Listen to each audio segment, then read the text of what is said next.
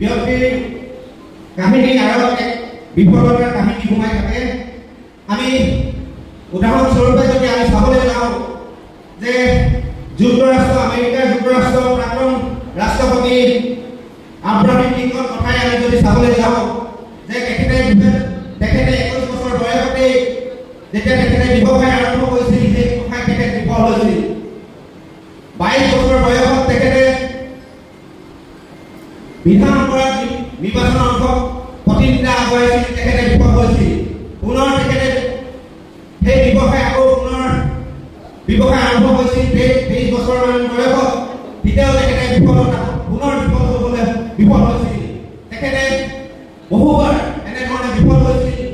শেষত তেখেতে 52 বছৰ বয়সত ৰাষ্ট্ৰখনৰ ৰাষ্ট্ৰপতি হিচাপে নিৰ্বাচিত হৈছিল।